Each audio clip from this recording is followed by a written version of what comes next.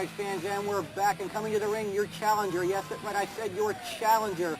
Uptown Frankie Capone. He's led to the ring by the guy who dresses like my grandfather, Pete Cannon, and great playing to the camera, Frankie Capone. At least somebody listens to me when I'm telling him what to do. But he's coming in as your challenger. For those of you who missed it a couple of weeks ago, he lost that title in a three-way match to Pat Powers. Pat McGroin also involved in that match.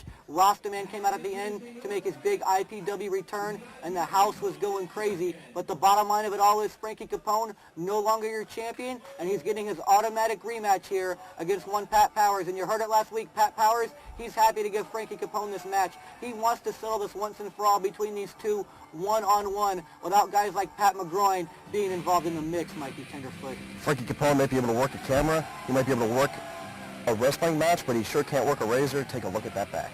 No, he can't work a razor, and no, he tries very hard. He can't work the locker room either. And coming down to the ring, it's your champion. And look at all the Canadian flags. God bless Canada. What a change in attitude toward Pat Powers. Ever since he's made his rise, they respected the fact that he went in there and was challenging Frankie Capone. He was trying to do it the right way without the help of Pat McGroin. Pat McGroin didn't like that. He didn't like that Pat Powers said he would try to be the best TV champion of all time, since that is Pat McGroin's claim to fame. He claims to be the best IPW television champion of all time. And next to your man Rod Steele, he might be correct.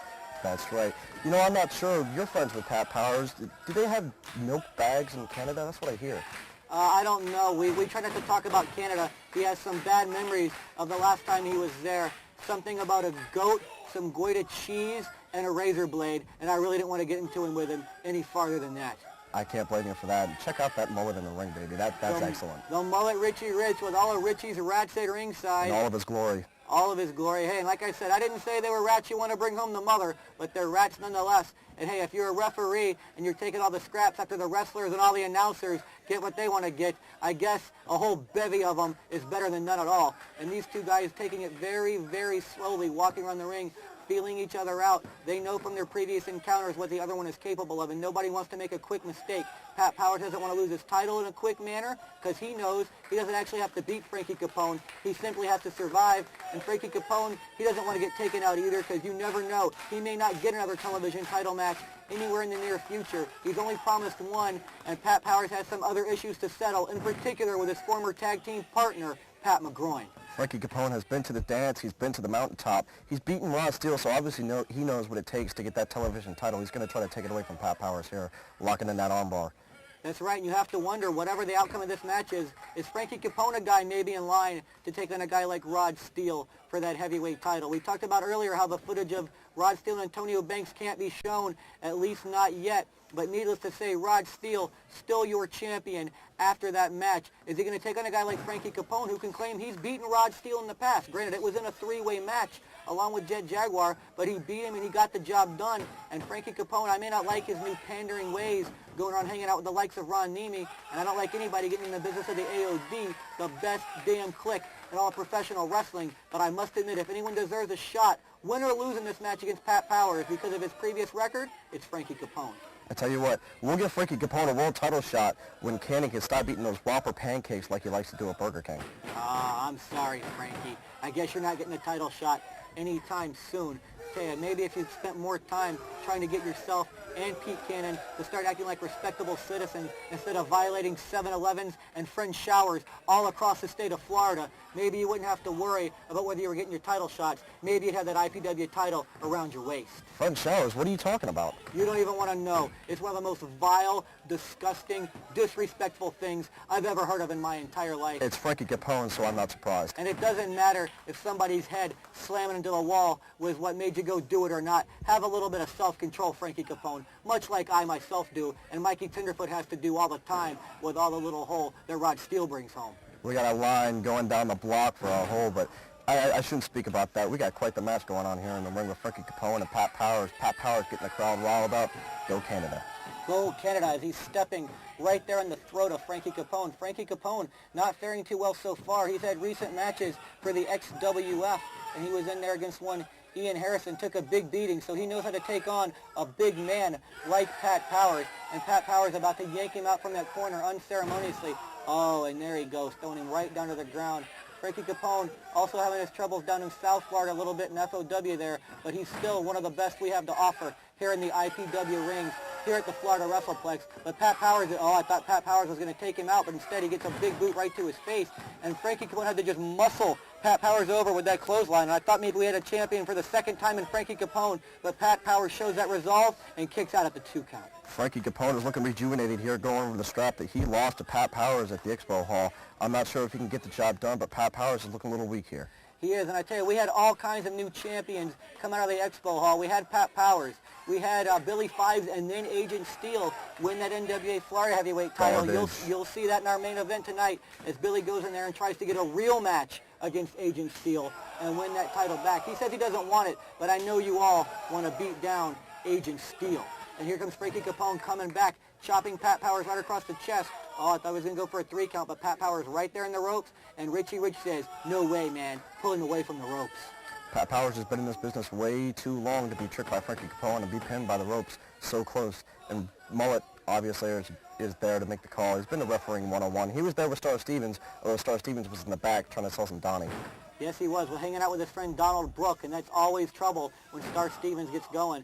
And as I was mentioning, you heard a promo from Bobby Rogers earlier, speaking of another new champion. He's your new hardcore champion. He won a 4-way dance over the returning Kubiak, over Chaos, and over the former champion Prime Evil to get that title. Frankie Capone with a shoulder block. Oh, and there he goes right back into the headlock. Smart maneuver to wear down the big man. But as I was saying, you heard that promo from Bobby Rogers. You saw not only how he won the match with all kinds of outside help from guys like the Vandalz, Antonio Banks, and Maximum Capacity, guys that he has under his employ in FOW that have no choice but to do what he says. But they also turned a boudin on Prime Evil. They feminized him in the ring afterwards with the handcuffs, and it turns out that many people's suspicions have been right. Under that mask of Prime Evil was Havoc, the former competitor here in IPW, a multi-time hardcore champion himself. But I guess now Prime Evil is gone. We've got Havoc back. Once he can get through a bunch of psychological therapy after being under the control of a guy like a boudin, he's going to be back in the IPW rings, ready to take on all comers. And Frankie Capone taking on all comers when he was that champion. But right now he's way worse for wear. And chops being traded back and forth between Frankie Capone and Pat Powers. And I'm not sure if you're Frankie Capone. I was going to say I don't know if you want to trade chops with a guy like Pat Powers, but he got the better of it. But once again, too close to the ropes to get the pinfall, Mikey.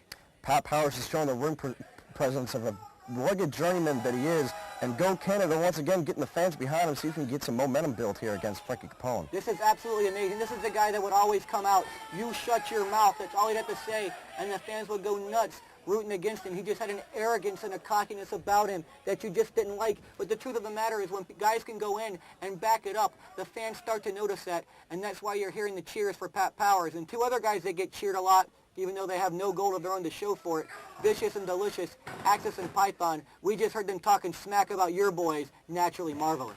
Who's Totally coming after again? Naturally Marvelous. That's a shame. Exactly. Mike Sullivan and Scoot Andrews, that's all that needs to be said. They're the champions, Vicious and Delicious. When you beat them in the ring, you can start talking your smack. And I'm not saying you can't do it. You're a couple of big boys. But there's a lot of guys in line for that tag team title. Oh, and Frankie Capone missing with a big maneuver off the ropes there, trying to come down with a knee onto Pat Powers, but he misses. Oh, big Russian leg sweep by the Canadian one, Pat Powers, and he's going for this cover. This should be it. Body hook in the leg, Mikey Tenderfoot. They don't listen to me. Maybe you can talk to the guy. That's a horrible count by Richie Rich. He's all over the place with that count. I got to talk with him. Yeah, you're going to have to get these officials in line. Him, Star Stevens, Jim Bragg, that Joey X or Joey Ska guy or whatever he wants to be called from FOW. Those guys need to learn exactly the meaning of calling it straight down the middle. Oh, and tried for a suplex, but they fell over.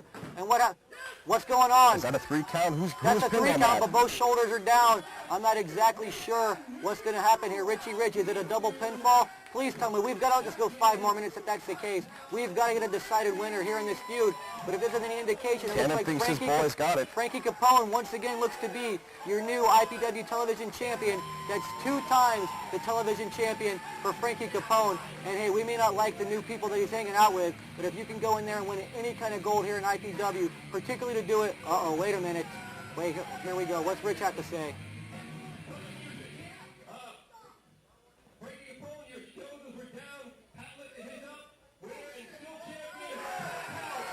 Oh, look at that. I guess we were fooled. Pat Powers. He got the shoulder up at the last minute.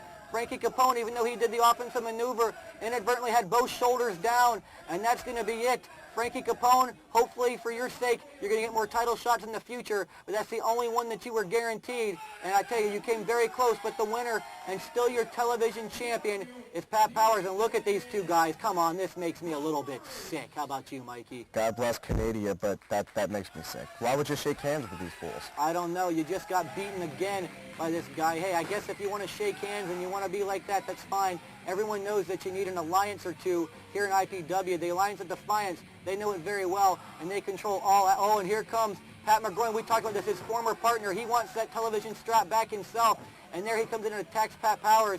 Frankie Capone and Cannon, I guess they're just going to let these two guys go at it. I don't know. See, he was helping Pat Powers out before, but even though he shook his hand, you notice he's not helping the guy out. He knows that if Pat Powers is in a weakened state, if he ever gets another shot, he'll have a much better chance. But in the meantime, Pat McGroin just taking it right to Pat Powers, who had that long, long match. Oh, and he takes him out with a belt shot right there. And somebody has got to come stop this. Where are all your referees? I thought that all the referees were supposed to go out and break up this kind of nonsense, Mikey. Pat McGroin is where's he going? He's fighting the power. Heads were Oh, that's where he's going. Rasta, man, he's taking on Pat McGroin here in a couple of weeks on IPW television, and he just chases Pat McGroin right out of the building. Fans, we got to go to a break, but we'll be back with our main event right after this.